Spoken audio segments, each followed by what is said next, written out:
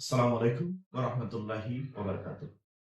গতকাল ভারত আগ্রাসন বিরোধী বাংলাদেশের স্বাধীনতার পক্ষের আমাদের বীর সংগ্রামী সেনানী শরীফ ওসমান হাদী মৃত্যুবরণ করেছে।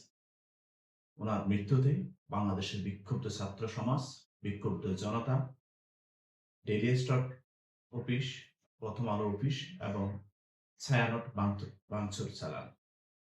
এতে ছাত্র সমাজ এবং বিক্ষুব্ধ জনতা আমাদের 2001 থেকে 5 সেশনের মন্ত্রী, স্বরাষ্ট্র প্রতিমন্ত্রী জনাব লুৎফুজ্জামান বাবরের নাম উল্লেখ করে স্লোগান দেন। উক্ত স্লোগানের বিপরীতে বাবর সাহেব নিজেকে মুক্ত করেছে। তিনি একটা স্ট্যাটাস লিখে নিজেকে মুক্ত করতে চেষ্টা করেছেন। ভারত এর আগ্রাসন বিরোধী এই সংগ্রামী সেনানীদের মধ্য থেকে লুৎফুজ্জামান বাবর সাহেবের নাম তিনি নিজেই কেটে নিয়েছেন।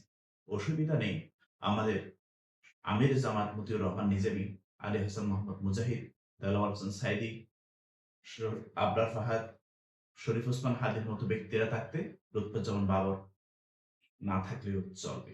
আমাদের এই সংগ্রাম চলবে আমরণ আমৃত্যু যতদিন বাংলাদেশ থাকবে। ইনকিলাব জিন্দাবাদ।